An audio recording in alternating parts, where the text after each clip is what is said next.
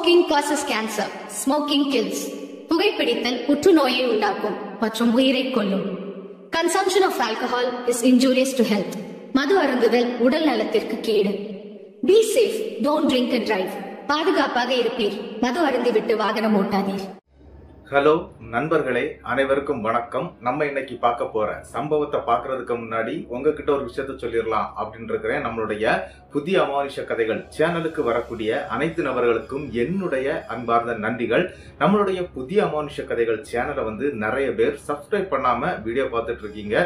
தயவு செய்து சப்ஸ்கிரைப் பண்ணிக்கிட்டு வீடியோவும் பார்த்துருங்க. மறக்காம பெல் ஐகானை தட்டிருங்க. உங்க லைஃப்ல இத மாதிரியான அமானுஷ்ய சம்பவங்கள் ஏதாவது நடந்திருந்தா அதை என்னுடைய வாட்ஸ்அப் நம்பருக்கு ஒரு வாய்ஸ் நோட்டா மற்றும் மெசேஜ் நீங்க அனுப்பலாம்.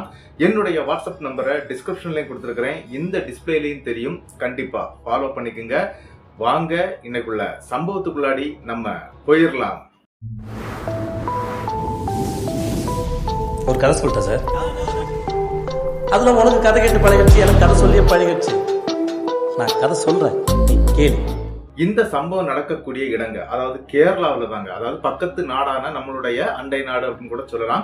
அந்த மாதிரியான அந்த கேரளா நாட்டுல நடந்த ஒரு சம்பவம் தாங்க. தொடுபுழா அப்படிங்கிற ஊர்ல இருக்கக்கூடிய ஒரு நபர் தாங்க இந்த சம்பவத்தை அனுப்பியிருக்கிறாரு. இந்த சம்பவம் நடந்த காலகட்டம் எது அப்படின்னு பாத்தீங்கன்னா 2005 தாங்க இந்த சம்பவம் நம்மளுடைய உதயகுமார் அப்படிங்கிறவருக்கு நடந்திருக்குது. இந்த சம்பவத்தை உதயகுமார் தான் அனுப்பியிருக்கிறாரு. அவருடைய லைஃப்ல நடந்த ஒரு அதிபயங்கரமான ஒரு அமானுஷ்ய திகில் சம்பவத்தை தான் நம்ம இன்னைக்கு பார்க்க போறோம். இதுல ஒரு முக்கியமான விஷயம் என்ன அப்படின்னு பாத்தீங்கன்னா, பேய்கள் எல்லாருக்கும் கண்ணுக்கு தெரியுமா அப்படிங்கிற மாதிரி நிறைய பேருடைய கேள்விகள் இருக்குது. உண்மையிலேயே ஒரு விஷயம் நான் சொல்றேன், என்ன அப்படின்னா, யாரு அதை அட்டாக் பண்ண போகுது, யாரை பார்த்து அதை அட்டாக் பண்ண போகுதோ அவங்க கண்ணுக்கு கண்டிப்பாக தெரியுங்க. அதுதான் உண்மை. என்ன அப்படின்னா, இவரை அட்டாக் பண்ண பிறகு அவங்களுக்கு தெரிஞ்சிடும் இது ஏதோ ஒண்ணு வந்திருக்குது அப்படிங்கறதெல்லாம் அவங்களால கண்டுபிடிக்க முடியும். ஆனா அதுதான் பேயா அப்படிங்கறத அவங்களால கண்டுபிடிக்க முடியாது. அப்படிதாங்க அது கூட பழகவும் செய்யும். அந்த மாதிரியான ஒரு விஷயத்துல தான் இவரும் மாட்டிக்கிட்டாரு. ஆனா என்ன அப்படின்னா, இது கொஞ்சம் டிஃபரெண்டான சம்பவங்க. இந்த சம்பவம் கொஞ்சம் லென்த்தா கூட இருக்கலாம். தயவு செய்து வீடியோவை ஸ்கிப் பண்ணாம பாருங்க. அப்பதான் இந்த சம்பவம் என்ன அப்படிங்கிறது உங்களுக்கு தெளிவா புரியும். என்ன அப்படின்னா, இந்த உதயகுமார் அப்படிங்கிற அந்த நபர் மதுரையை சேர்ந்தவர் தாங்க. இவருடைய அப்பா அம்மா காலத்திலேயே இவங்க தொடுபுழா வந்துட்டாங்க. அதாவது சித்தாள் கையால் வேலையெல்லாம் பார்ப்பாங்க இல்லையா, அந்த மாதிரி வந்தவங்க இங்க செட்டில் ஆயிட்டாங்க. அது மட்டும் இல்லாம 7 வயசுல இருந்து இவருக்கு ஒரு நண்பரும் இருந்துட்டு இருக்கிறாருங்க. அவருடைய பெயர் தாங்க ரவீந்திரன் அப்படிங்கிறது அவருடைய பெயர். என்ன அப்படின்னா, நம்மளுடைய உதயகுமாருக்கு அப்பா அம்மா ஒரு அண்ணன் ஒரு தங்கையும் இருந்துட்டு இருக்கிறாங்க. இவருக்கு இந்த சம்பவம் நடக்கக்கூடிய காலகட்டம் 2005 தாங்க இந்த சம்பவம் நடந்திருக்குது. ஆனா இந்த சம்பவம் நடக்கும் போது என்ன அப்படின்னு பாத்தீங்கன்னா, நம்மளுடைய உதயகுமாருக்கு ஒரு 25 வயசு இருக்குங்க. அவர் கல்யாணம் எதுவும் பண்ணிக்கல, அப்படிதான் இருந்திருக்கிறாரு. தன்னுடைய தங்கையுடைய கல்யாணம் முடிஞ்சிருச்சு, அண்ணனுடைய கல்யாணம் முடிஞ்சிருச்சுங்க. அதன் பிறகு என்ன நடக்குது அப்படின்னு பாத்தீங்கன்னா, இந்த 2 நபர்களும், அதாவது நம்மளுடைய உதயகுமாரும் இந்த ரவீந்திரன் அப்படிங்கிற இந்த 2 பேருமே லாரி தாங்க ஓட்டிட்டு இருக்கிறாங்க. இந்த லாரி டிரைவர்களா இருக்கிறாங்க. இவங்களுடைய லாரி ஓட்டுதல் எப்படி அப்படின்னு பாத்தீங்கன்னா, 15 நாள் லாரிக்கு ட்ரிப்பு போயிருவாங்க. கிட்டத்தட்ட என்ன அப்படின்னா, அந்த 15 நாள் முடிஞ்சு ஒரு 4 நாட்கள் இவங்களுக்கு லீவ் ஆயிடும். அந்த டைம்ல ஊருக்குள்ள வர்றதுங்க. இதே மாதிரி தாங்க. அப்படி கிட்டத்தட்ட ஒரு 3 ஆண்டு காலங்கள் இவங்க ஒரே லாரியில 2 பேருமே டிரைவரா போயிட்டு இருக்கிறாங்க. இவங்க ஒரே மாதிரி தான் லீவ் போட்டு வருவாங்க. வேற ஒரு ஜோடி அந்த வண்டியை ஓட்டுவாங்க. அந்த மாதிரி தாங்க இருந்துட்டு இருக்குது. என்ன நடக்கும் அப்படின்னு பாத்தீங்கன்னா, நம்மளுடைய ரவீந்திரன் இருக்கிறார், அதாவது உதயகுமாருடைய நண்பர், அவருக்கு ஒரு லவர் ஒரு பெண் இருந்திருக்கிறாங்க. அவங்களுடைய பெயர் சசிகலா அப்படின்னு அழைக்கப்படுதுங்க. நம்மளுடைய உதயகுமார் நம்மளுடைய மதுரை மாவட்டத்தை சேர்ந்தவர் அப்படிங்கிறதுனால உதயகுமார் இந்த தமிழை கலந்து தாங்க மலையாளம் பேசுவார். அவங்க வீட்டுல தாய்மொழியான தமிழை தான் வீட்டுல பேசுவாங்க, மலையாளம் பேச மாட்டாங்க. அதனால தமிழும் மலையாளமும் கலந்து அந்த வார்த்தைகளை பேசிக்கிட்டு இருப்பாரு. அதே மாதிரி என்ன அப்படின்னு பாத்தீங்கன்னா, இந்த தொடுபுழாவை சேர்ந்தவர் தாங்க இந்த ரவீந்திரன், அந்த ஊர்க்காரருங்க. ஆனா என்ன அப்படின்னா, அங்கேயே இந்த தாழ்த்தப்பட்ட இனம் உயர்த்தப்பட்ட இனம் அப்படின்னு சொல்லிக்கிட்டு வாழ்ந்துட்டு இருக்கிறாங்க. அதே மாதிரி இவர் ஒரு தாழ்த்தப்பட்ட இனத்தை சேர்ந்தவர் தாங்க. இவருடைய அந்த லவ்வரும் அதே மாதிரி அவங்க குடும்பத்தை சேர்ந்த ஒரு பெண் தாங்க. இவங்க 2 பேருக்குள்ளாடி இந்த காதல் வளர்ந்து மூத்து போய் இருக்குது அப்படின்னு சொல்லுவாங்க இல்லையா, முத்தி போய் இருக்குது அப்படின்னு சொல்லுவாங்க இல்லையா, அந்த மாதிரியான ஒரு காதல் தாங்க. என்ன அப்படின்னா, தனக்குன்னு ஒரு வீடை வாங்கிக்கிட்டு அதன் பிறகு தன்னுடைய அந்த காதலியை கல்யாணம் பண்ணணும் அப்படிங்கறது மாதிரியான எண்ணத்தோட தாங்க ரவீந்திரன் வாழ்ந்து வந்துட்டு இருக்கிறாரு. என்ன நடக்குது அப்படின்னு பாத்தீங்கன்னா, அந்த டைம்ல தாங்க இந்த மொபைல் எல்லாம் இறங்கின சமயம் அப்படின்னு சொல்லலாம். அதாவது என்ன அப்படின்னா, இந்த பட்டன் மொபைல் இருக்கு பாத்தீங்களா, அந்த பட்டன் மொபைல் இறங்கின டைமுங்க. அதே மாதிரி இன்னொரு விஷயம்னா, இவர் கஷ்டப்பட்டு வேலை செய்து தன்னுடைய அந்த காதலிக்கும் ஒரு மொபைலை வாங்கி கையில கொடுத்துடுறாரு. இந்த ரவீந்திரனும் ஒரு மொபைலை வச்சிருக்கிறாருங்க. ஆனா மற்ற யாருக்கிட்ட, நம்மளுடைய உதயகுமார் கிட்ட கூட மொபைல்கள் கிடையாதுங்க. ஆனா என்ன நடக்குது அப்படின்னா, இவங்க இந்த வண்டியில போயிட்டு இருக்கும்போது வரைக்கும் ஃபுல்லாவே காதுல அந்த போனை வச்சு பேசிக்கிட்டே தான் இருப்பாரு. ஹெட்செட் எல்லாம் கிடையாது. சாதாரணமாக அந்த காதுல போனை வச்சு பேசுறது வழக்கங்க. அப்ப கூட திட்டுவாரு. என்ன அப்படின்னா, இந்த மாதிரி பண்ணாதடா, வண்டி ஓட்டிட்டு இருக்கிறாருல, நீ ஃப்ரீயா இருக்கும்போது பண்ணு, நான் வண்டி ஓட்டும் போது நீ போன் பண்ணி பேசு அப்படின்னு சொன்னா கூட கேட்க மாட்டாருங்க. அவர் காதுலயே போனை வச்சுதான் பேசிட்டே இருப்பாரு.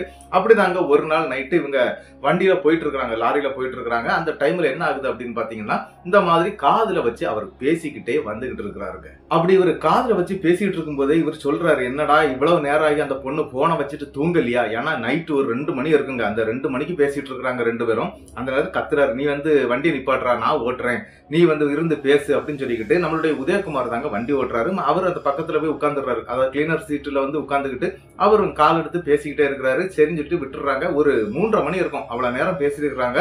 பேசிக்கிட்டு போனே வச்சிடுறாங்க. இவங்க போயிட்டு இருக்கக்கூடிய ரூட், அதாவது என்ன அப்படின்னா, ஒரு வேலையை முடிச்சுக்கிட்டு ரிட்டர்ன் வந்துட்டு இருக்காங்க. ஒரு லோட கொண்டு இறக்கிக்கிட்டு ரிட்டர்ன் ஊரை பார்த்தாங்க வந்துட்டு இருக்காங்க. கிட்டத்தட்ட சாயங்கால நேரத்துல, அதாவது அன்னைக்கு விடிய காலையில 3:30 மணிக்கு இவர் போனை கட் பண்ணிடுறாரு. அதுக்கு பிறகு மறுநாள், அதாவது அதே நாள்ல விடியுதுங்க. விடிஞ்ச பிறகு இவர் கால் பண்றாரு. அப்படி கால் பண்ணும்போது அந்த பெண் வந்து போனை எடுக்கவே இல்லை. போன் என்கேஜா இருக்குது. போன் வந்து லைனே கிடைக்கல.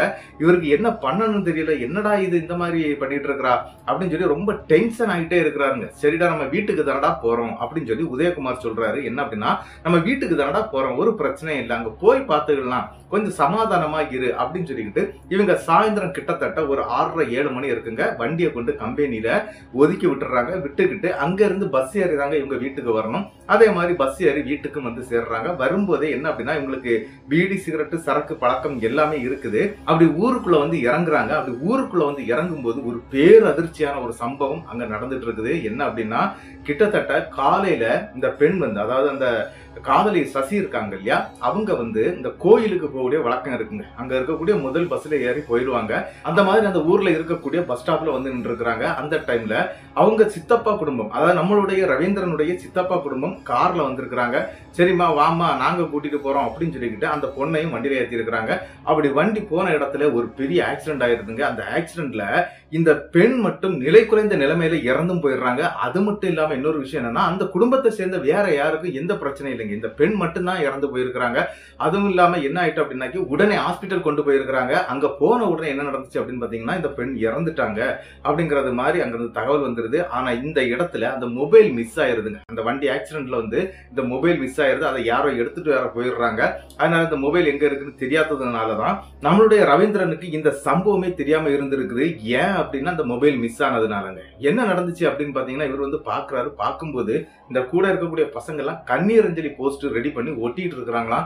அதெல்லாம் பார்த்து வருத்தப்பட்டு இருக்கிறாரு. என்னடா நடக்குது இங்க அப்படின்னு சொல்லிக்கிட்டு வேக வேகமா வீட்டை நோக்கி ஓடுறாரு. அதுவும் தன்னுடைய காதலியுடைய வீட்டை நோக்கி ரவீந்திரன் ஓட, பின்னால உதயாவும் ஓட ஆரம்பிக்கிறாங்க. ஸ்ட்ரெயிட்டா அங்க போய் பார்க்கும்போது அந்த மாதிரி இறந்து போயிடுச்சு அந்த பெண். நாங்க அடக்கவும் பண்ணிட்டோம் அப்படின்றாங்க. என்ன அப்படின்னா, ஒரு 5:30 மணிக்கு அடக்கம் முடிஞ்சிருது. இவங்க அந்த வீட்டுக்கு போய் சேரும்போது கிட்டத்தட்ட ஒரு 7:30-8 மணி இருக்குங்க.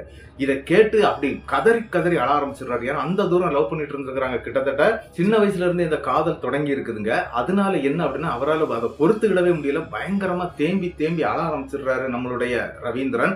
அங்க இருந்து ஓட ஆரம்பிக்கிறாரு. எங்க அப்படின்னா, இவங்களுக்குன்னு ஒரு சுடுகாடு இருக்குங்க. அதாவது இந்த குளத்தங்கரையில புறம்போக்கு நிலத்துல ஒரு சைட்ல ஒதுக்கி கொடுத்துருப்பாங்க. இந்த இடத்துலதான் நீங்க சுடுகாடு வச்சுக்கிடணும் அப்படிங்கிற மாதிரி ஒதுக்கி கொடுத்துருக்காங்க. அந்த இடத்தை நோக்கி ஓடுறாருங்க. ஓடுன உடனே பின்னால நம்மளுடைய உதயகுமார் ஓடுறாரு. உதயகுமாருடைய அப்பா, அண்ணன், இவங்க எல்லாருமே அங்கதான் இருந்திருக்கிறாங்க. அவங்களுக்கு இந்த தகவல் தெரியுது. அவங்களும் ஓடுறாங்க. நம்மளுடைய ரவீந்திரனுடைய குடும்பத்தை சேர்ந்தவங்களும் ஓடுறாங்க. எல்லாருமே பின்னாலே ஓட ஆரம்பிச்சிட்டாங்க. அங்க நேர போய் இவர் என்ன பண்றாரு அப்படின்னா, இந்த பெண்ணுடைய பாடியை வந்து ஃபுல்லாவே அடக்கம் பண்ணி வச்சிருக்காங்க. அந்த மண் போட்டு மூடி வச்சிருக்காங்க. அந்த மண்ணுக்கு மேல போய் அப்படியே விழுந்து உருண்டு பெறல ஆரம்பிச்சிடுறாரு. அது மட்டும் இல்லாம இவங்க பின்னால போய் கூப்பிடுறாங்க. அவர் எக்காரத்தை விட்டு வரமாட்டேன், நான் இந்த இடத்துல செத்து போனாலும் பிரச்சனை இல்லை அப்படிங்கிற மாதிரி கதறிக்கிட்டு கத்திக்கிட்டு சொல்ல ஆரம்பிக்கிறார். ஆரம்பிக்கிறாருங்க. இதை கேட்டுக்கிட்டு இருக்கக்கூடிய உதயகுமாருக்கு தன்னுடைய உயிர் தோழன் இந்த மாதிரி பண்றானே அப்படின்னு சொல்லிக்கிட்டு என்ன பண்றாங்க அப்படின்னா, அங்க இருந்து அவரை தூக்கி எடுக்கிறாங்க. எடுத்து வீட்டுக்கும் கொண்டு வந்துடுறாங்க. ஆனா அவரு விடவே மாட்டேங்கிறாரு. பயங்கரமா கத்திக்கிட்டு அலறிக்கிட்டு ஒரு மாதிரி வித்தியாசமான கோணத்துல எல்லாம் அவரு இது பண்ண ஆரம்பிச்சிட்டாரு. இருந்தாலும் அந்த இடத்துல இருந்து எப்படி இல்லாம கஷ்டப்பட்டு வீட்டுக்கும் கொண்டு வந்துடுறாங்க. வீட்டுக்குள்ள ரூமுக்குள்ளாடி இவரை தனியா போட முடியாது அப்படின்னு சொல்லிக்கிட்டு ரவீந்திரனுடைய அண்ணன் ஒருத்தர் இருக்கிறாரு. அவருக்கு 2 அண்ணங்க இருக்கிறாங்க. அதுல மூத்த அண்ணனை இவரு கூடவே படுக்க வச்சிருக்காங்க. அது இல்லாம அந்த டோரை லாக் பண்ணக்கூடாது அப்படின்னு சொல்லிட்டு அதுக்கான சில வேலைகளையும் பார்த்து வச்சிருக்காங்க. அந்த ரூமுக்குள்ள அவரு தூங்கவே இல்லைங்க. பயங்கரமா கதறிட்டே இருக்கிறாரு, அழுறாரு, எந்திப்பாரு, ஓடுவாரு, பிடிப்பாங்க. இந்த மாதிரியே நடந்துகிட்டே இருக்குதுங்க. அதன் பிறகு என்ன நடக்குது அப்படின்னு பாத்தீங்கன்னா, இந்த ரவீந்திரன் அப்படிங்கிற அந்த நபர் கொஞ்சம் பைத்தியம் பிடிச்ச மாதிரியான ஒரு ஆளாக மாறுறாருங்க. இதை பார்த்து அவங்க குடும்பத்துல இருக்கக்கூடியவங்க எல்லாம் பயப்பட ஆரம்பிச்சிட்டாங்க. பையனுக்கு ஏதோ ஆயிடுச்சு, பையன் செத்து போவான் போல இருக்குதே அப்படின்னு சொல்லி நல்ல பயத்துல இருக்கிறாங்க. கிட்டத்தட்ட இந்த பெண் இறந்து ஒரு வார காலங்கள் ஆயிருதுங்க. ஆனாலும் நம்மளுடைய அந்த ரவீந்திரன் அப்படிங்கிற அந்த நபர் அவரால் சரியா பேச முடியல, சரியா எதுவும் சொல்ல முடியல. அவருடைய மைண்ட் செட்டே சரியில்லாம ஆயிருதுங்க. 3 தடவை இதுக்கு இடையில 3 தடவை அந்த தற்கொலைக்கு முயற்சியும் பண்ணியிருக்கிறாரு. ஆனா அங்க இருக்கக்கூடியவங்க காப்பாத்திடுறாங்க. சரி, இவனுடைய மனநிலை சரியில்லை அப்படிங்கறத தெரிஞ்சுக்கிட்டு மனோ தத்துவ நிபுணரை நோக்கி இந்த ரவீந்திரன் அப்படிங்கிற அந்த நபரையும் கொண்டு சேர்த்துடுறாங்க அங்க இருக்கக்கூடிய ஒரு ஹாஸ்பிட்டல்ல. கிட்டத்தட்ட ஒரு 15 நாள் இவர் அங்கே தாங்க வச்சிருக்காங்க. என்ன ஆச்சுது அப்படின்னா, ட்ரீட்மெண்ட் போயிட்டே இருக்குது. ஒரு 15 நாளைக்கு பிறகு அவரும் ரிட்டர்ன் வந்துடுறாரு. அந்த டைம்ல நம்மளுடைய உதயா என்ன பண்ணாரு அப்படின்னா, அவருக்கு லாரிக்கு போய் தான் ஆகணும். அதனால அவர் லாரிக்கு போயிட்டாரு. லாரிக்கு போயிட்டு 15வது நாள் ரிட்டர்ன் வர்றாரு. அந்த டைம்ல நம்மளுடைய அந்த ரவீந்திரன் அப்படிங்கிற அந்த நபர் ரொம்ப நீட்டா உட்கார்ந்து இருக்கிறாரு. ஒரு பிரச்சனையும் இல்ல, இனிமேல் ஒண்ணும் இல்லை அப்படிங்கிற மாதிரி சொல்றாங்க. இருந்தாலும் நம்மளுடைய உதயா என்ன பண்றாங்க அப்படின்னா, இந்த ரவீந்திரன் கிட்ட போய் இதெல்லாம் ஒண்ணு இல்லடா, இதெல்லாம் விட்டு தள்ளுடா, இதெல்லாம் வாழ்க்கையில வந்துட்டு போறதா, இறப்பும் பிறப்பும் யாரும் நிச்சயிக்கப்பட்டதில்லை அப்படிங்கறது மாதிரியான சில உபதேசங்களை எடுத்து சொல்றாரு. சொன்ன பிறகு அந்த இடத்துல சரிப்பா, நான் அதெல்லாம் நான் நினைக்கிறப்பா அப்படி இப்படின்னு சொல்லிக்கிட்டு அவர் அந்த ஒரு நார்மல் கண்டிஷனுக்கும் வந்துடுறாருங்க. அதன் பிறகு என்ன நடக்குது அப்படின்னா, ஒரு 4 நாட்கள் இவருக்கு லீவ் இருக்கும் இல்லையா, அந்த லீவு முடிஞ்ச பிறகு இவங்க 2 பேரும் சேர்ந்துதாங்க இந்த லாரிக்கும் போயிட்டு வர்றாங்க. கிட்டத்தட்ட ஒரு 6 மாத காலங்கள் எந்த பிரச்சனையும் இல்லாம ரொம்ப சுமூகமா அழகா நீங்கி போயிட்டே இருக்குதுங்க. ஆனா என்ன நடந்துச்சு அப்படின்னு பாத்தீங்கன்னா, கிட்டத்தட்ட இந்த 6 மாதத்துக்கு பிறகு இவங்களுக்கு ஒரு பழக்கம் இருக்குது. அதாவது இந்த பிரச்சனைக்கு முன்னாடி ஒரு பழக்கம் இருக்குது. என்ன அப்படின்னா, இங்க ஒரு குளக்கரை சொன்னேன் இல்லையா, இந்த சசிகலாவுடைய அந்த உடலை புதைக்கப்பட்டிருக்கக்கூடிய அந்த பக்கத்துல இருக்கக்கூடிய அந்த குளம், அந்த குளத்தங்கரையில இவங்க நைட்டு நேரத்துல வேட்டைக்கு போறது ஒரு வழக்கங்க. வேட்டை அப்படின்னு சொன்னா இந்த தவளை, ஆமை, அதுக்கு பிறகு இந்த விரால் மீன்கள்லாம் நிறைய பிடிப்பாங்களாம். அது மட்டும் இல்லாம விலாங்கு மீன் சொல்லக்கூடிய மீன்களையும் பிடிச்சு வீட்டுக்கு கொண்டு வர்றது, சில சமயம் அங்க வச்சு சுட்டு சாப்பிடுறது, இந்த மாதிரி வேலையெல்லாம் பார்ப்பாங்க. அவங்க இதுக்காக பயன்படுத்துறது என்ன அப்படின்னா, அதாவது சரக்க வாங்கிட்டு போய் அங்க இருந்து அடிச்சுக்கிட்டே இதை சுட்டு சாப்பிடுறது ஒரு வழக்கமா வச்சிருக்கிறாங்க. இதை என்ன அப்படின்னா ஒரு மாசத்துல ஒரு தடவை பண்ணுவாங்க, என்னைக்கும் கிடையாதுங்க. ஏன்னா இவங்களுக்கு வண்டிக்கு போகணும். அதனால இந்த மாதிரி மாசத்துல ஒரு தடவை இந்த லீவு நாட்களை சூஸ் பண்ணி போவாங்க. அதே மாதிரி என்ன நடந்துச்சு அப்படின்னா, இந்த 6 மாத காலங்கள் எந்த பிரச்சனையும் இல்லை. அவர் தன்னுடைய காதலியை மறக்கல, ஆனாலும் அந்த இதை பெருசா எடுத்துக்கலைங்க. கிட்டத்தட்ட என்ன நடக்குதுன்னா, இந்த 6 மாசத்துக்கு பிறகு நம்மளுடைய ரவீந்திரன் மற்றும் உதயகுமார் 2 பேரும் சேர்ந்து ஒரு பிளான் பண்றாங்க.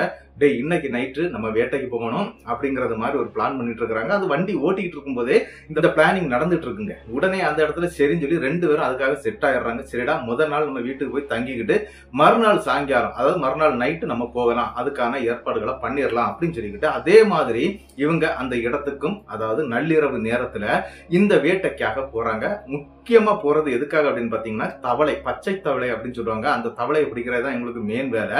அதே மாதிரி இவங்களுக்கு தேவையான சரக்குகளையும் வாங்கிக்கிட்டு அருவா, கத்தி, அதன் பிறகு டார்ச் லைட், இது எல்லாமே எடுத்துட்டு போறாங்க. அப்படி எடுத்துக்கிட்டு இவங்க எங்க போயிடுறாங்க அப்படின்னா, அந்த குளத்தங்கரையை நோக்கி நடக்க ஆரம்பிக்கிறாங்க. கிட்டத்தட்ட ஒரு இரவு 8 மணி இருக்கும் அப்படின்னு சொல்லாங்க. அந்த டைம்ல தான் என்ன அப்படின்னா, அந்த மீன்கள்லாம் மேலே ஏறி வருமா, அந்த விலாங்கு மீன் அப்படின்னு சொல்லக்கூடிய மீன்கள்லாம் கரையில வரும் அப்படிங்கறது மாதிரி சொல்லப்படுதுங்க. இவங்க என்ன பண்றாங்க அப்படின்னா, அந்த இடத்துக்கு போகும்போதே இந்த கமுகு மற்றும் தென்னை மரங்களுடைய ஓலைகள் அங்க நிறைய இருக்கும். அதை எடுத்துட்டு போறாங்க. அப்படி அதை எடுத்துக்கிட்டு போய் என்ன பண்ணுவாங்க அப்படின்னு பாத்தீங்கன்னா, அந்த குளத்தங்கரை பக்கத்துல நம்ம ஊர்ல இருக்க மாதிரி குளங்கள் ஸ்ட்ரெயிட்டாலாம் அதை தோண்டி வச்சிருக்க மாட்டாங்களாம். இப்படி இந்த கடற்கரை மாதிரி இருக்குமாங்க அவங்களுடைய குளம். அந்த குளத்தன் கரையில போயிருந்து இந்த நெருப்பை போட்டு அந்த இடத்துல குளிர் காய்ந்தபடியே இந்த மாதிரி மீன்களை பிடிக்கிறதெல்லாம் வழக்கம். அது இல்லாம டார்ச் லைட்டுகளையும் அடிச்சு இந்த மாதிரி மீன்கள்லாம் பிடிப்பாங்க. அந்த மாதிரி அந்த இடத்துல உட்கார்ந்துட்டு இருக்கிறாங்க. நெருப்பை நம்மளுடைய உதயகுமார் வந்து போட்டுட்டு இருக்கிறாரு. நம்மளுடைய ரவீந்திரன் என்ன பண்றாரு அப்படின்னா அந்த டைம்ல ஒரு மீன் வெளியே வர்றத பார்த்துக்கிட்டு அதையும் டக்குன்னு அருவாய் எடுத்து டக்குன்னு கொத்திடுறாரு. அதை கொத்தி அப்படியே தூக்கிட்டு என்ன பண்றாங்க அப்படின்னா அந்த நெருப்பு போட்டாங்க இல்லையா அந்த இடத்துல அதை கிளீன் பண்ணிக்கிட்டு அந்த இடத்துல அதை சுடவும் ஆரம்பிக்கிறாங்க. உடனே இவங்க கையில இருக்கக்கூடிய சரக்கு பாட்டில எடுத்து வச்சு இவங்க 2 பேருமே சரக்கையும் சாப்பிட்டுக்கிட்டே அந்த சுட்ட மீனையும் சாப்பிட்டுட்டு இருக்கிறாங்க. அப்படி அந்த சுட்ட மீனை சாப்பிட்டுட்டு இருக்கும்போது அந்த கல்லறை வந்து இவங்களுக்கு நேர பின்பக்கத்துல தான் இருக்குது. ஆனா கொஞ்சம் தள்ளி இருக்குதுங்க. ஒரு சொல்ல போனா ஒரு 50 அடி தூரத்துல தான் இருக்குதுன்னு சொல்லலாம். அந்த அளவுல தான் இருக்குது. அங்க இருந்து ஒரு அதிபயங்கரமான ஒரு சத்தம் ஒண்ணு கேக்குதுங்க. அந்த சத்தம் வந்து ஒரு 100 அடி தூரத்துல கேக்குது அப்படின்னு கூட சொல்லலாம். என்ன அப்படின்னா ஒரு விக்கல் சேர்ந்த ஒரு பெண்ணுடைய அழுகை சத்தங்க.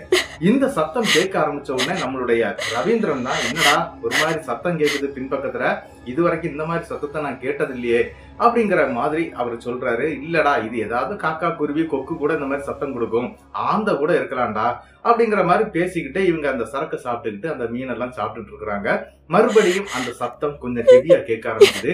இப்போ ஒரு 50 அடி தூரத்துல அந்த சத்தம் கேக்குதுங்க. அந்த சத்தம் கேட்ட உடனே இவர் என்ன பண்றாருன்னா அதாவது நம்மளுடைய ரவீந்திரன் இது என்னடா ஒரு மாதிரி சத்தம் பக்கத்துல நெருங்கி வந்த மாதிரியே இருக்குதே அப்படின்னு சொல்றாருங்க.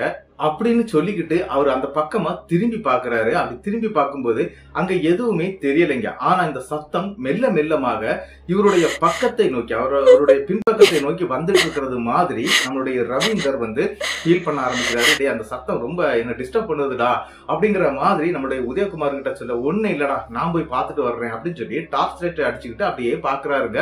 அது கொஞ்சம் பக்கத்துல இருந்துதான் அந்த டார்ச் லைட் அடிச்சு பாக்குறாரு. நல்ல பவரான டார்ச் லைட் தான். அப்படி அந்த பவரான டார்ச் லைட் அடிச்சு பார்க்கும்போது அங்க எதுவுமே இல்லைங்க. டே இங்க ஒண்ணு இல்லடா, இது ஏதாவது ஆந்தைகள் கத்திக்கிட்டு இருக்கும், நீ இதை போய் பெருசு பண்ணிட்டு இருக்கிற, ஒண்ணு இல்லடா அப்படிங்கிற மாதிரி சொல்ற. எனக்கு ஒண்ணும் பயம் ஒண்ணு இல்லடா, நான் சும்மா அப்படி சத்தம் கேட்குதே அதனாலதான் கேட்டேன் அப்படின்னு சொல்லிக்கிட்டு மறுபடியும் அவங்க அங்க இருக்கும்போது ஒரு தவளை ஒண்ணு அந்த குளத்துல இருந்து வெளியே வருதுங்க. அந்த தவளையை பார்த்த உடனே இவங்களுக்கு என்ன அப்படின்னா டக்குன்னு தவளையை பிடிக்கணும் அப்படிங்கறதான் மெயின் வேலையை. அவங்களுக்கு அதான் ரொம்ப பிடிக்குமா.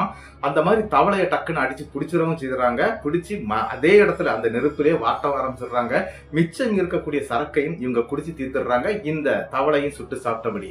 ஆனா இப்போ என்ன அப்படின்னு பாத்தீங்கன்னா அங்க ரொம்ப தூரத்துல கேட்ட சத்தம் இவங்க ஒரு 10 அடி அவ்வளவுதான் இருக்கும். அந்த கேப்புக்குள்ளாடி அந்த சத்தம் கேக்குதுங்க. இவங்களை தாண்டி அந்த சத்தம் வருது. அந்த சத்தத்தை கேட்ட உடனே இவர் நம்மளுடைய ரவீந்திரன் நீ உட்கார்றா நான் போயிட்டு வர்றேன் அப்படின்னு சொல்லிக்கிட்டு அவர் அந்த இடத்துல எழும்பி கொஞ்சம் தூரம் தள்ளி போய் டார்ச் லைட் அடிச்சு பாக்குறாருங்க. அப்பவும் அவங்க கண்ணுக்கு எதுவுமே தெரியல. இங்க ஒண்ணு இல்லடா அப்படிங்கறது மாதிரி சொல்லிக்கிட்டு மறுபடியும் நம்மளுடைய ரவீந்திரன் அங்க வந்துடுறாரு. வந்த பிறகு மறுபடி சத்தம் ரொம்ப பக்கத்துல கேக்குதுங்க. அதாவது அவங்க இருந்துட்டு இருக்கிறாங்க இல்லையா அந்த பக்கத்துல கேக்குது. ஆனா அவங்க அதை பெருசா எடுத்துக்கல. ஏன்னா இவங்களுக்கு போதை கொஞ்சம் தலைக்கு ஏறிடுச்சு.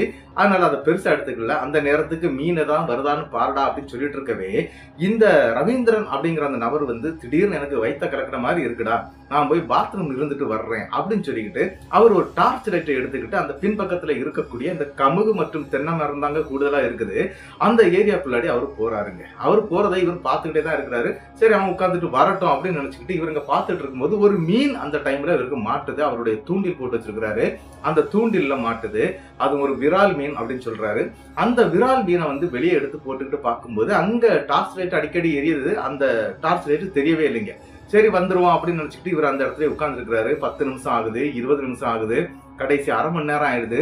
என்ன இன்னும் இவனை காணலையே அப்படின்னு சொல்லிட்டு யோசிச்சுட்டே இருக்கும்போது மணியும் கிட்டத்தட்ட ஒரு 12 நெருங்குது. இவங்க இந்த 12 மணிக்கு பிறகு அங்க இருக்க மாட்டாங்க, ஸ்ட்ரெயிட்டா வீட்டுக்கு வந்துருவாங்க.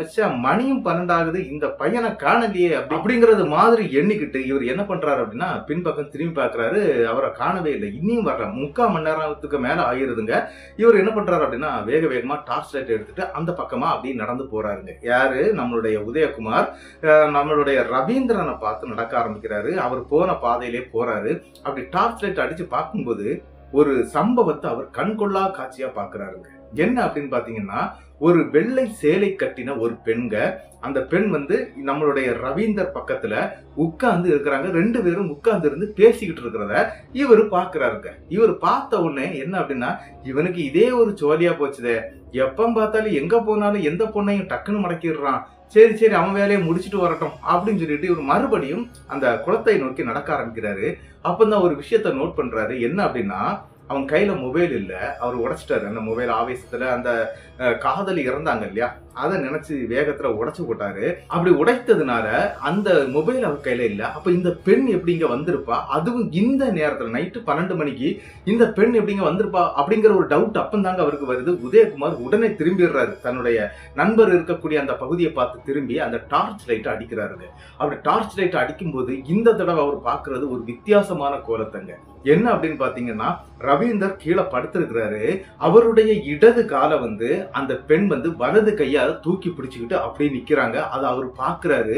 என்ன இந்த பெண் இந்த மாதிரி பண்ணிட்டு இருக்கிறா நம்மளுடைய நண்பனை அப்படின்னு சொல்லிக்கிட்டு அந்த டார்ச் லைட்டை அப்படி கால்ல இருந்து அப்படி மெல்லமா அப்படி மேல நோக்கி அடிக்கும் போது அரண்டு போயிடுறாருங்க நம்மளுடைய உதயகுமார். என்ன அப்படின்னு பாத்தீங்கன்னா, அந்த பெண்ணுடைய முகத்துல இவ்வளவு இடம், அந்த வாய் சைடு இருக்கு பாத்தீங்களா, வாய் மூக்கு, இதை யாரோ வெட்டி எடுத்த மாதிரி இருக்குது. அது மட்டும் இல்லாம இன்னொரு விஷயம் என்ன அப்படின்னு பாத்தீங்கன்னா, அந்த பெண்ணுடைய இடது கை வந்து அதாவது ஒரு 3 பீஸா வெட்டி போட்டாங்கன்னா அப்படி தொங்கிட்டு இருக்கும் இல்லையா, சதையோட சேர்ந்து அந்த மாதிரி தொங்கிக்கிட்டே இருக்குது. இந்த விஷயத்தை எல்லாத்தையும் பாக்குறாரு. பார்த்த இடத்துல இவருக்கு பயங்கரமா அள்ளு விட்டுருது. என்ன அப்படின்னா, அங்க நிக்கக்கூடியது பெண் இல்ல அப்படிங்கறது அவரு தெளிவா புரிஞ்சுக்கிட்டாரு. அது மட்டும் இல்லாம ரவீந்திரரை வந்து இவர் வந்து எப்படி கூப்பிடுறாரு அப்படின்னா, ரவின்னு தான் கூப்பிடுறாரு. அவர் இவரை குமார்னு தான் கூப்பிடுறாரு. டே ரவி எந்திரடா எந்திரடா எந்திரடான்னு சொல்லிக்கிட்டு இவர் பயங்கரமா கத்த ஆரம்பிக்கிறாரு. அந்த இடத்துல இருந்து அவரால் எழும்பவே முடியல. என்ன அப்படின்னா, அவருக்கு சுய நினைவு இல்லாமல் தாங்க அங்க விழுந்து கிடக்கிறாரு அப்படிங்கிற விஷயம் நம்மளுடைய உதயகுமாருக்கு தெரிய வருது. அப்படி உதயகுமார் அதை புரிஞ்சுக்கிட்டாரு. அவனுக்கு ஏதோ முடியல, நம்ம இங்க இருந்து ஓடணும், ஓடி போய் வீட்டுல இருக்கக்கூடிய யாரையாவது கூட்டிட்டு வரணும், இல்லைன்னா இது பெரிய பிரச்சனை ஆயிடும் அப்படின்னு சொல்லிட்டு பயத்தோட அங்க இருந்து ஓடவும் ஆரம்பிக்கிறாருங்க நம்மளுடைய உதயகுமார். அப்படி உதயகுமார் என்ன பண்றாரு அப்படின்னா, அந்த குளம் இருக்கு பாத்தீங்களா, அந்த குளம் வந்து கிட்டத்தட்ட சொல்ல போனா ஒரு 300 மீட்டர் சுற்றளவு இருக்குங்க. இவங்க வந்து ஒரு எண்ட்ல இருந்து வந்து மறு எண்ட்ல தான் நின்றுட்டு இருக்காங்க. ஆனா இந்த எண்ட்ல இருந்து சுத்தி அந்த பக்கம் போகலாம். அந்த சைடுல வந்து இந்த குளத்துக்கு மடைன்னு சொல்லுவாங்க இல்லையா, பக்கத்து இந்த இதுக்கு பாசன வசதிக்கு தண்ணீர் திறப்பாங்க இல்லையா, மடை, அது இருக்குதுங்க. அது இருக்கிறதுனால அதை எட்டி சாடிதாங்க அந்த பக்கம் போக முடியும். அதாவது சுத்திக்கிட்டு வர முடியாது, ஸ்ட்ரெயிட்டா போக முடியாது, சுத்திக்கிட்டு தாங்க வரணும். அதனால அவர் என்ன பண்றாரு அப்படின்னா, அங்க இருந்து வேகமா சுத்திக்கிட்டு ஓடுறாருங்க. கிட்டத்தட்ட ஒரு பாதி வழியில போகும்போது அவருடைய கையில இருக்கக்கூடிய டார்ச் லைட் ஆஃப் ஆயிருது. ஆஃப் ஆன உடனே இவர் என்ன பண்றதுன்னு தெரியல. கையில வச்சு தட்டி பாக்குறாரு. ஆனாகல. ஏன்னா அந்த இடம் கும் இருட்டா இருக்குது. ஆனா அவர் நிக்கக்கூடிய அந்த மேட்டு பகுதியில இருந்து இவங்க நின்ன பள்ள பகுதியில வந்து என்ன பண்ணிருக்காங்க அப்படின்னா, நெருப்பு போட்டு வச்சிருந்தாங்க இல்லையா, அந்த நெருப்பு எரியக்கூடிய வெளிச்சம் பளிச்சுன்னு தெரியுதுங்க. அந்த வெளிச்சத்துல அந்த வெள்ளை சாரி கட்டின அந்த பெண் வந்து அப்படியே நடந்து அந்த நெருப்பு பக்கம் வர்றத இவர் தத்ரூபமா பாக்குறாரு. பார்த்ததுதான் உண்டு இவருக்கு அடி வயத்தெல்லாம் கலக்கிறது. அங்க இருந்து வேகமா ஓடணுமே ஆண்டவா, ஆனா இருட்டுக்குள்ள எங்கேயாவது மிஸ் ஆயிட்டோம் அப்படின்னா மறுபடியும் உள்ள இந்த குளத்துக்குள்ள போயிருவாரு. அப்படி இல்ல அப்படின்னா என்ன நடக்கும் அப்படின்னா, பக்கத்துல வந்து இந்த கமுகு தென்னை மரம்லாம் நிக்குது இல்லையா, இது ஒரு மேட்டு பகுதி, அப்படி பள்ளத்துக்குள்ள விழுந்துருவாரு. இந்த மாதிரி ஒரு பிரச்சனை இருக்குது. உடனே அந்த இடத்துல அவர் என்ன பண்றாரு அப்படின்னா, தன்னுடைய இஷ்ட தெய்வமான குல தெய்வமான கருப்பசாமியை தாங்க மனசார வேண்டாரு. அப்படி வேண்டிக்கிட்டு டப்புன்னு அந்த டார்ச் லைட் வச்சு அப்படி தட்டிட்டே இருந்தார் இல்லையா, டக்குன்னு லைட் எரிஞ்சிருது. அங்க இருந்து வேகமா ஓட்டம் பிடிக்கிறாரு. கிட்டத்தட்ட இந்த குளத்தங்கரைக்கும் அவங்களுடைய வீடு இருக்கக்கூடிய தூரமும் ஒரு 350 மீட்டர் தாங்க இருக்கும். அதனால வேகமா ஓடிடுறாரு. ஸ்ட்ரெயிட்டா முதல்ல இருக்கிறது அவங்க ஊர்ல வந்து ஃபர்ஸ்ட் ஸ்டார்ட் இருக்கக்கூடிய வீடு. அவங்க வரக்கூடிய வழியில யாருடைய வீடு அப்படின்னு பாத்தீங்கன்னா, ஒரு ஆட்டோ டிரைவருடைய வீடுங்க. அது இவருடைய நண்பர் தான். உடனே அந்த வீட்டுடைய கதவுகளை தட்டுறாரு. தட்டுன உடனே அந்த நபரும் எழும்பி வந்துடுறாரு. அவருடைய கையில மொபைல் இருக்குது. அது மட்டும் இல்லாம அவருக்கு தெரியக்கூடிய சில நண்பர்கள் கையிலையும் மொபைல்கள் இருக்குது. அவங்களுக்கு எல்லாம் கால் பண்றாங்க. அது மட்டும் இல்லாம நம்மளுடைய ரவீந்திரனுடைய குடும்பத்துக்கும் சொல்லப்படுதுங்க. எல்லாரும் சேர்ந்து கிட்டத்தட்ட ஒரு 15 பேர் அந்த இடத்துக்கும் போறாங்க. இந்த ரவீந்திரன் அப்படிங்கிற அந்த நண்பரை தேடிதாங்க, ரவீந்திரன் அப்படிங்கிற அந்த நபரை தேடிதாங்க எல்லாருமே போறாங்க. அங்க போய் பார்க்கும்போது இந்த ரவீந்திரனை காணவே இல்லைங்க. அங்க எல்லா இடமும் தேட ஆரம்பிச்சிட்டாங்க. அந்த மாதிரி ஒரு பொண்ணு நின்னுதுன்னு இவரு நிறைய கதையெல்லாம் சொல்லிட்டாரு. ஆனாலும் அவங்க யாரும் நம்பல. அந்த இடத்துல தேட ஆரம்பிக்கிறாங்க. ஆனா இந்த ரவீந்திரனை காணவே இல்லைங்க. அதன் பிறகு கிட்டத்தட்ட அவங்க இருந்த இடத்தை தாண்டி ஒரு 50 மீட்டர் கூட, அதாவது அவங்க இருக்கக்கூடிய இடத்தை தாண்டினா அந்த தீயெல்லாம் போட்டு நெருப்பெல்லாம் போட்டு அந்த குளத்தங்கரையில போட்டாங்க இல்லையா, அதுல இருந்து ஒரு 50 மீட்டர் தூரத்துல ஒரு சின்ன ஒரு வாக்கியால் ஓடைன்னு சொல்லுவாங்க. நம்ம இதுல வந்து ஓடை அப்படின்னு சொல்லுவோம், அவங்க சேனல் அப்படின்னு சொல்லி இருக்கிறாங்க. அந்த ஓடையில வந்து இவர் கமந்தடிச்சு விழுந்து கிடக்கிறத இந்த உதயகுமார் தாங்க ஃபர்ஸ்ட் பாத்துடுறாரு. பார்த்தது மட்டும் இல்ல, அங்க இருக்கக்கூடிய நபர்கள் எல்லாரும் சேர்த்து தூக்குறாங்க. ஆனா அவருக்கு சுய நினைவு இல்ல. அவரை வீட்டுக்கும் கொண்டு வந்துடுறாங்க. அதாவது வீட்டுக்கு வந்து தண்ணீர்லாம் தெளிச்சு பாக்குறாங்க. எந்த ஒரு அணக்கமும் ஆவியும் இல்ல. உடனே பக்கத்துல இருக்கக்கூடிய சிட்டிக்கு அந்த ஆட்டோ டிரைவர் இருக்கிறார் இல்லையா, அவருடைய ஆட்டோல ஏத்திக்கிட்டு பக்கத்துல இருக்கக்கூடிய சிட்டி ஹாஸ்பிட்டலுக்கும் கொண்டு போய் சேர்த்துடுறாங்க. சேர்த்த பிறகு என்ன நடக்குது அப்படின்னு பாத்தீங்கன்னா, இந்த நபர் மறுநாள் மத்தியானம் தாங்க கண் முழிக்கிறாரு. முழிச்சவர் யாருகிட்டையும் எதையுமே பேசவே இல்லைங்க. எல்லாரையும் அப்படி உற்று பாக்குறாரு. பார்த்துக்கிட்டான் சரி சரி அப்படிங்கறது மாதிரி அப்படி எல்லாரையுமே பார்த்திருக்கிறாரு. அது மட்டும் இல்லாம அவங்க அம்மா, யாருடைய அம்மானா ரவீந்தருடைய அம்மா கிட்ட வந்திருந்தோடனே அவங்க அம்மாவை மாமி அப்படிங்கிற மாதிரி, அதாவது அம்மாவி அப்படின்னு சொல்றாரு. அந்த மாதிரி மாமி அப்படிங்கிற வார்த்தையை யூஸ் பண்ணி அவங்கள தடவை தொட்டு பார்க்க அந்த மாதிரி எல்லாம் பண்ணிருக்கிறாங்க. ஒரு லேடி மாதிரி அவர் நடந்துகிட்டாரு. ஆனா என்ன நடந்துச்சு அப்படின்னு பாத்தீங்கன்னா, ஒரு சாயந்தர வேளையில இவரை வீட்டுக்கு கூட்டிட்டு போயிருங்க, ஒன்னும் பிரச்சனை இல்லை, அவர் நார்மலா தான் இருக்கிறாரு அப்படிங்கறது மாதிரி அங்க இருக்கக்கூடிய டாக்டர் சொல்லிடுறாங்க. சரி இவனை வீட்டுக்கே கூட்டிட்டு போயிடலாம் அப்படின்னு சொல்லிக்கிட்டு ரவீந்திர அவங்க வீட்டுக்கும் கூட்டிட்டு வந்துடுறாங்க. வீட்டுக்கு கூட்டிட்டு வந்தவர் ஸ்ட்ரெயிட்டா அவருடைய ரூமுக்கு போகாம அவங்க அண்ணி இருக்கக்கூடிய ரூமுக்கும் போறாரு. போய் தன்னுடைய அண்ணிய பார்த்து நீங்க நல்லா இருக்கீங்களா, சாப்பிட்டீங்களா, எப்படி இருக்கீங்க அப்படிங்கிற மாதிரி நலம் விசாரிக்கிறாரு. இதையெல்லாம் பார்த்துக்கிட்டு அவங்க அண்ணிய அரண்டு போயிடுறாங்க. இவன் ஏன் இந்த மாதிரி பேசுறான், இவன் என்ன பார்க்காததா, இவன் இப்படி பேசுறானே அப்படிங்கிற மாதிரி அவங்க கொஞ்சம் குழம்பி போயிடுறாங்க. சரின்னு சொல்லிக்கிட்டு நம்மளுடைய ரவீந்திரனுடைய அண்ணன் இருக்கிறாரு இல்லையா, அவர் பக்கத்து ரூம்ல கொண்டு அவரை படுக்க வச்சிடுறாருங்க. படுக்க வச்சுக்கிட்டு ஒன்னும் இல்லை, இன்னும் ஒன்னும் பிரச்சனை இல்லை, அவங்க வேலையை பார்த்துட்டு போங்கன்னு சொல்லிக்கிட்டு எல்லாரும் போயிடுறாங்க. உதயகுமாரும் வீட்டுக்கு வந்துடுறாரு. அவருக்கு நல்ல பயம் உண்டாயிருந்திருக்குங்க. என்ன அப்படின்னா, தன்னுடைய நண்பன் இந்த மாதிரி ஆயிட்டானேன்னு சொல்லிக்கிட்டு நல்ல பயப்படவும் செய்திருக்கிறாரு. அது மட்டும் இல்ல, அவருக்கு அங்க நடந்த சம்பவங்கள் அனைத்தையுமே அங்க வந்த நபர்கள் எல்லாருக்கிட்டையும் சொல்லியிருக்கிறாரு. யாருமே நம்பலைங்க. இப்படி எல்லாம் ஒண்ணு நடக்கவே வாய்ப்பு கிடையாது, இது வேற ஏதோ பிரச்சனை இவங்களுக்குள்ளாடி, அதை அடி வச்சு ஏதோ தீர்த்துட்டானுங்க அப்படி இப்படின்னு சொல்லிக்கிட்டு அவங்களுக்குள்ளாடி அந்த பேச்சு போயிட்டே இருக்குதுங்க. கிட்டத்தட்ட என்ன நடக்குது அப்படின்னா, மறுநாள் காலையில விடிஞ்சதும் நம்மளுடைய உதயகுமார் என்ன பண்றாரு அப்படின்னா, அவருடைய ட்ரெஸ் எடுத்து அப்படி வாயில வச்சு அப்படியே பல் விளக்கிக்கிட்டு அந்த வீட்டுடைய காம்பவுண்டுக்கு வெளியே வர்றாரு. வெளியே வரும்போது ரவீந்தருடைய வீட்டு முன்னாடி ஏகப்பட்ட ஆள் கூட்டமா இருக்குது. என்னடா இப்படி ஆள் கூட்டமா இருக்குதே அப்படின்னு சொல்லி அந்த இடத்தையே உற்று கவனிச்சுக்கிட்டே நடக்கவும் ஆரம்பிக்கிறாரு. அப்படி நடக்க ஆரம்பிச்ச நம்மளுடைய உதயகுமார் என்ன பண்றாரு அப்படின்னா, கிட்ட போகும்போதுதான் ஒரு விஷயம் தெரிய வருது. என்ன அப்படின்னா, இந்த ரவீந்தர் அப்படிங்கிற இவருடைய உற்ற தோழனான அந்த நண்பர் வீட்டுக்கு பின்னால இருக்கக்கூடிய அந்த கிணத்துல ஒரு கம்பு குறுக்க வச்சிருப்பாங்க. இந்த தண்ணீர் இறக்கிறதுக்காக வச்சிருக்கக்கூடிய அந்த கம்பு தாங்க. அந்த கம்புல தூக்க மாட்டி இறந்து போயிருக்கிறாருங்க. இது எப்படி நடந்தது, எப்ப நடந்தது அப்படிங்கிறது யாருக்கும் தெரியல. மறுநாள் காலையில இந்த சம்பவத்தை அறிஞ்ச அந்த இடத்திலே நம்மளுடைய உதயகுமார் அந்த இடத்துல மயக்கம் போட்டே விழுந்துட்டாரு. ஏன்னா நண்பர் மேல அவ்வளவு பாசம் வச்சிருக்கிறாரு. அப்படியே மயக்கம் போட்டு கீழே விழுந்துடுறாரு. அவரையும் தூக்கி கொண்டு வீட்டுல தண்ணீர் எல்லாம் தெளிக்கப்பட்டு அவரையும் வச்சிருக்கிறாங்க. அங்க இருந்து அவருடைய உடலை இந்த உடற்கூறு ஆய்வு பண்றதுக்காக கொண்டு போயிடுறாங்க. கிட்டத்தட்ட சாயந்தரம் 4:30 மணிக்கு அவருடைய இறுதி சடங்கு எல்லாம் நடந்து முடிஞ்சிருதுங்க. அதாவது நம்மளுடைய ரவீந்தருடைய இறுதி சடங்கு முடிஞ்சிருது. அதன் பிறகு என்ன நடக்குது அப்படின்னு பாத்தீங்கன்னா, இந்த ரவீந்தர் இறந்த அந்த டைம் எப்படிப்பட்ட டைம் அப்படின்னு பாத்தீங்கன்னா, இந்த நட்சத்திர காலம்னு பார்த்து சொல்லுவாங்க இல்லையா, இந்த வீட்டுல நம்ம இதுல சொல்லுவாங்க அடைப்பு இருக்குது அப்படின்னு சொல்லுவாங்க இல்லையா, அந்த மாதிரியான ஒரு அடைப்பு காலத்துல அவர் இறந்ததுனால அவருடைய ஆன்மா கிட்டத்தட்ட ஒரு 6 மாத காலங்கள் இந்த வீட்டுல தான் இருக்கும் அப்படிங்கறது மாதிரி சொல்லிடுறாங்க. அதுக்காக வீட்டுக்கு வெளியில ஒரு பானை நிறைய பால் இல்லைன்னா தண்ணீர் வைப்பாங்க.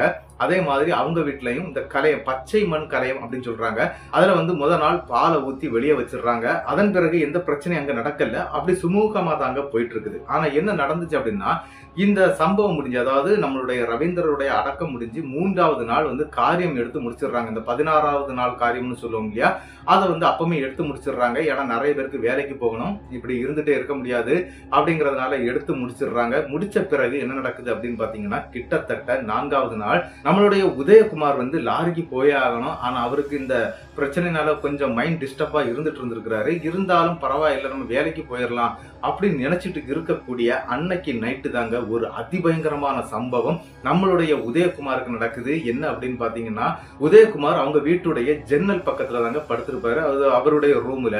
அது மட்டும் இல்லாம இன்னொரு விஷயம் என்ன அப்படின்னு பாத்தீங்கன்னா, இவங்க காம்பவுண்ட தாண்டி பக்கத்திலேயே ஒரு சின்ன ஒரு ரோடு ஒண்ணு போகுதுங்க. அந்த ரோடு இன்னொரு ரோட்ல போய் கனெக்ட் ஆகி அதன் பிறகுதான் இவங்க அந்த குளத்தங்கரைன்னு சொன்னேன் இல்லையா, அந்த ஏரியாவுக்கே போக முடியும். அந்த மாதிரியான அந்த ரோடு இருக்குதுங்க.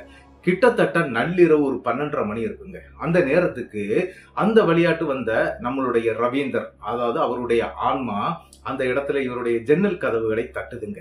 தட்டுனது மட்டும் இல்லாம மச்சான் வெளியே வாடா அப்படிங்கறது மாதிரி மலையாளத்துல அழியா வெளியே வா வெளியில் வா அப்படிங்கறது மாதிரி ஒரு வாய்ஸ் கேக்குதுங்க. இது எப்பவுமே ரவீந்தர் தாங்க இந்த மாதிரி கூப்பிடுவாரு. உடனே இவர் என்ன அப்படின்னா நம்மளுடைய உதயகுமார் சரி நம்மளுடைய நண்பன் வந்துட்டான் அப்படின்னு நினைச்சுக்கிட்டு வெளியே வந்துடுறாரு. ஆனா எப்படின்னா அவர் இறந்து போன விஷயம் இவரை மறந்துட்டார். நம்மளுடைய உதயகுமார் மறந்துகிட்டு தான் அந்த இடத்துல வெளியே வர்றாரு. வெளியே வரும்போது இவங்க காம்பவுண்ட்ல வந்து நிறைய ஆணிகள் வச்சிருப்பாங்க. ஏதாவது திருடன் உள்ள வந்துடக்கூடாது அப்படின்னு சொல்லிட்டு வச்சிருப்பாங்க இல்லையா, அந்த மாதிரி ஆணி இருக்கும். ஆனா இவங்களுக்கு மட்டும் தெரியும் அந்த இடத்துல கையை வச்சு நம்ம குதிச்சிட்டோம் அப்படின்னா அந்த ஆணி குத்தாது அப்படிங்கறது மாதிரி பண்ணி வச்சிருப்பாங்க. அந்த இடத்த கரெக்டா இவர் கவர் பண்ணிக்கிட்டு எகிரி குதிச்சிடுறாருங்க காம்பவுண்ட்ல இருந்து. அந்த நேரத்துல உதயகுமாருடைய அந்த லுங்கி இருக்கு பாத்தீங்களா, அது அதுல சிக்கிட்டு கிழிச்சு விட்டுருது. இருந்தாலும் அவர் வெளியே போயிடுறாரு.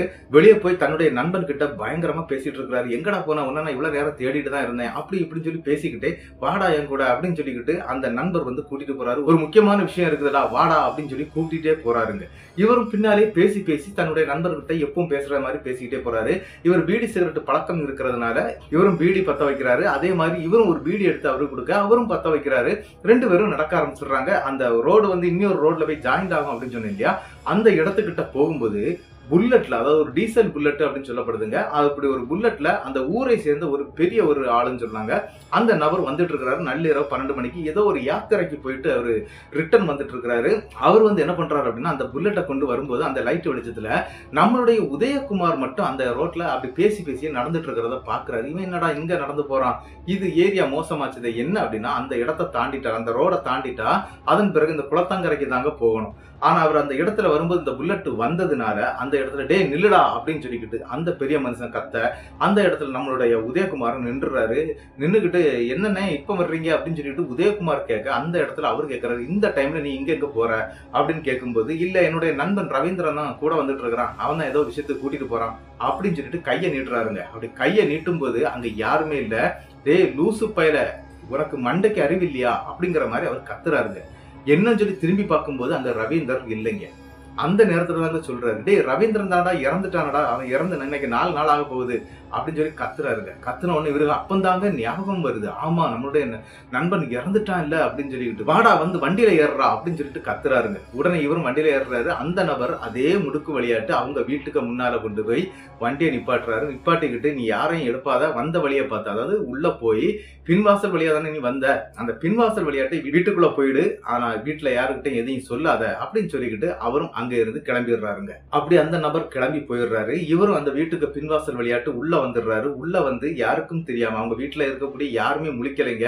அப்படி யாருக்கும் தெரியாம வீட்டுக்குள்ள வந்து அவர் படுக்கவும் செய்திடுறாரு. அப்படி படுத்து கிடந்தவருக்கு தூக்கமே வரலைங்க. இந்த விஷயத்த நினைச்சு நினைச்சு நினைச்சு அப்படி பயந்து சாக ஆரம்பிச்சிட்டாருன்னு கூட சொல்லாங்க. அந்த அளவுக்கு அவருக்கு அந்த பயம் இருந்திருக்குது. மறுநாள் காலையில முடிச்சவரு வேலைக்கு போகணும்னு நினைச்சாரு, ஆனா போகல. அவங்க அப்பா கிட்டையும் அம்மா கிட்டையும் இந்த விஷயத்த அப்படியே எடுத்து சொல்றாரு, இந்த மாதிரி நேத்தைக்கு நடந்துச்சு அப்படின்னு சொல்லும்போது அவங்க அப்பாவும் அம்மாவும் நம்பவே இல்லைங்க. இப்படி ஒண்ணு நடக்கிறதுக்கு வாய்ப்பே கிடையாது, நீ ஏதோ கனவு கண்டிருக்கிற, அதுதான் இப்படி உனக்கு தோணுது அப்படிங்கிற மாதிரி சொல்ல. இல்ல அந்த பெரிய மனுஷன் வந்து இந்த மாதிரி ஊருக்குள்ள இருக்கக்கூடியவர் தான், அவரு தான் என்ன கொண்டு விட்டாரு அப்படின்னு சொல்லி அந்த நபருடைய பெயரையும் சொல்றாருங்க.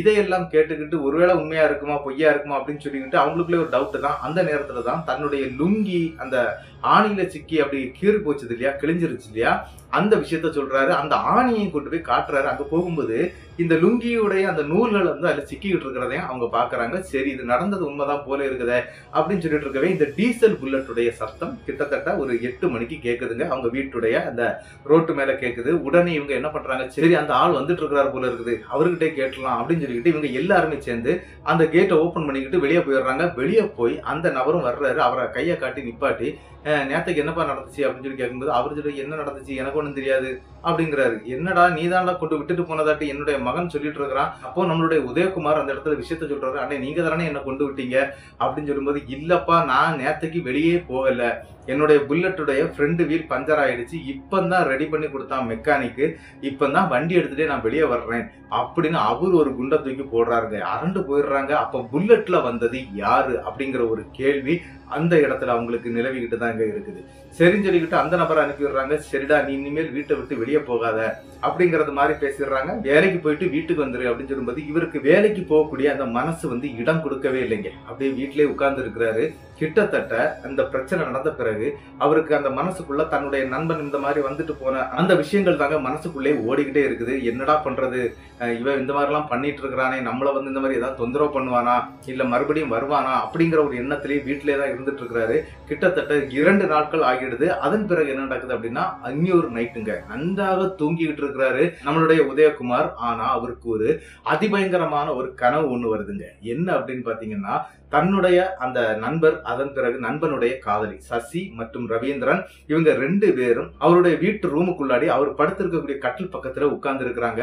உட்கார்ந்து இருந்தது மட்டும் இல்லாம என் கூட வா என் கூட வா அப்படிங்கறது மாதிரி இந்த 2 பேரும் கூப்பிடுறாங்க. இந்த கூப்பிடக்கூடிய சத்தம் இவருக்கு தெளிவா கேக்குது. ஆனா தூக்கத்திலே தான் இருந்துட்டு இருக்கிறாரு. அப்படியே எழும்பி நடக்க ஆரம்பிச்சிருக்கிறாரு. அப்படியே அவர் அந்த இடத்தை விட்டு, அதாவது அந்த வீட்டுடைய கதவு ஃப்ரண்ட் வாசலை ஓபன் பண்ணி வீட்டை விட்டு வெளியே போய் கரெக்டா எங்க போயிடுறாரு அப்படின்னா, இவங்களை அடக்கம் பண்ணி இருக்கக்கூடிய அந்த இடத்துக்கு, சுடுகாடு இருக்கு இல்லையா, அங்கே போயிட்டாருங்க. ஆனா திடீர்னு முழிச்சு பார்த்த அவங்களுடைய அண்ணன், அதாவது உதயகுமாரோடைய அண்ணன் அண்ணிலாம் இருக்கிறாங்க இல்லையா, அங்க அண்ணன் தாங்க முழிச்சிருக்கிறாரு.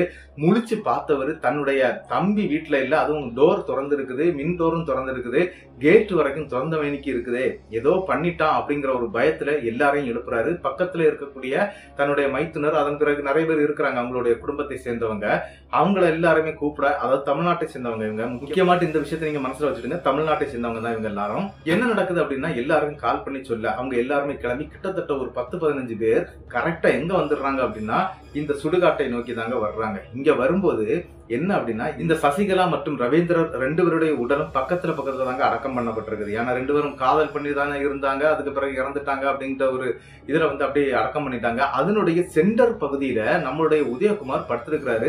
ஆனா அவர் தூக்கத்திலே இருந்துட்டு இருக்கிறார். அவருக்கு எந்த ஞாபகமும் இல்லைங்க அந்த டைம்ல. ஆனா அந்த இடத்துல அந்த கனவுல அவர் என்ன பார்த்துட்டு இருக்கிறார் அப்படின்னா, தன்னுடைய நண்பனுடைய காதலி இந்த பக்கம் கையை பிடிச்சி இழுக்கிறா, இந்த பக்கத்துல நண்பன் கையை பிடிச்சி இழுக்க, 2 பேருடைய இதுலயும் இப்படி கையை நீட்டினபடியே அப்படியே படுத்திருக்கிறாருங்க.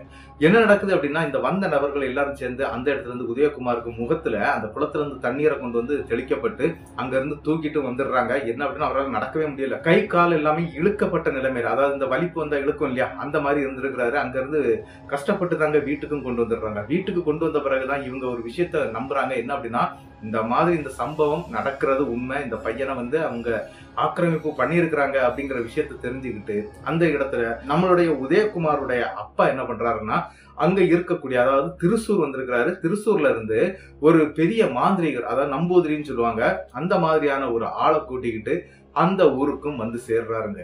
அப்படி அந்த நம்பூதிரி வந்த பிறகு என்ன நடக்குது அப்படின்னு பாத்தீங்கன்னா, அவரை பார்த்த உடனே இந்த இடத்துல நம்மளுடைய உதயகுமார் பயங்கரமா கர்ஜிக்க ஆரம்பிக்கிறாரு. என்ன அப்படின்னா, அது வரைக்கும் சும்மா நார்மலா இருந்த உதயகுமாருடைய உடம்புல இப்போ யார் இருக்காங்க அப்படின்னா, அந்த சசி அப்படிங்கிற அந்த பெண்ணுடைய ஆன்மா தாங்க வந்திருக்குது.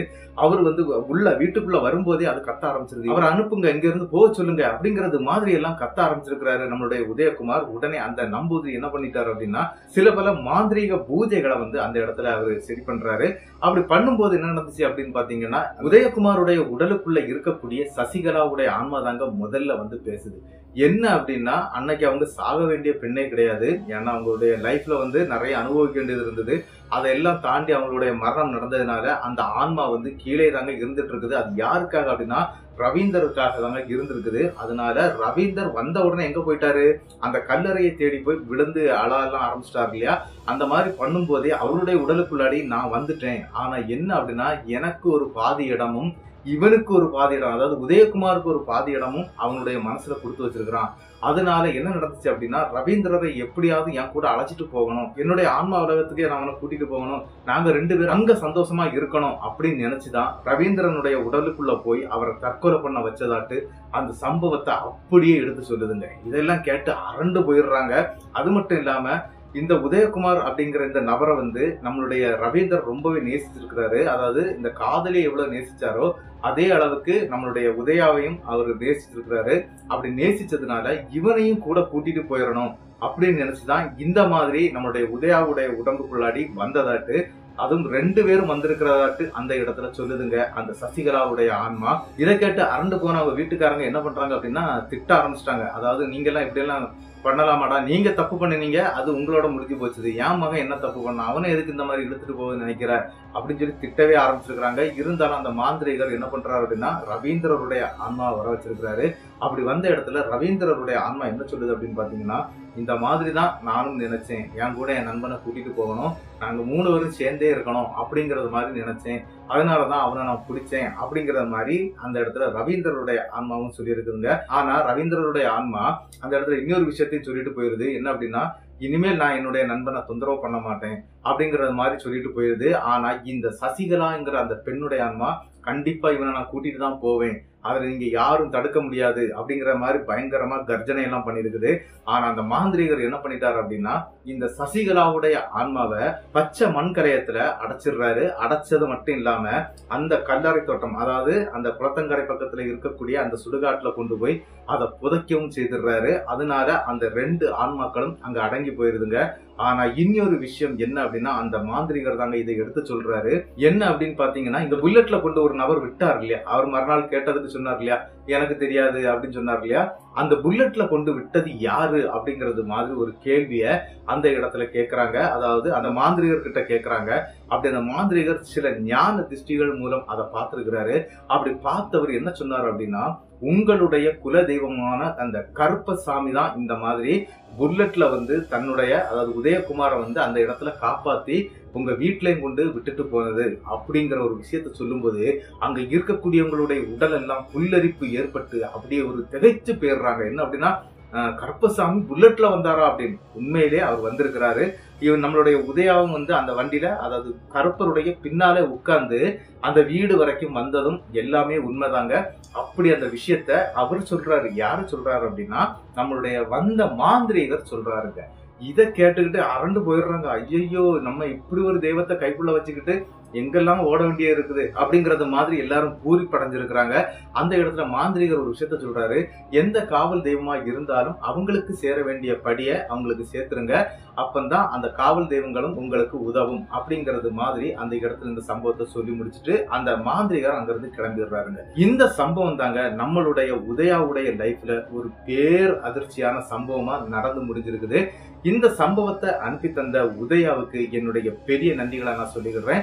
இந்த சம்பவம் எப்படி இருந்துச்சு அப்படிங்கறத மறக்காம கமெண்ட் பாக்ஸ்ல கமெண்ட் பண்ணிட்டு போயிருங்க. இந்த வீடியோவுக்கு மறக்காம ஒரு லைக்கை கொடுத்துருங்க. அது மட்டும் இல்ல, இந்த வீடியோ உங்களுக்கு பிடிச்சிருந்தா உங்களுக்கு தெரியக்கூடிய அனைத்து நபர்களுக்கும் இந்த வீடியோவை ஷேர் பண்ணி விட்டுருங்க. மறக்காம சப்ஸ்கிரைப் பண்ணிக்கிட்டு பெல் ஐகானையும் தட்டிடுங்க. அடுத்த வீடியோவில் சந்திக்கும் வரை உங்களிடமிருந்து விடைபெறுவது உங்கள் நாகர்கோவில் நாகராஜன். நன்றி நண்பர்களே.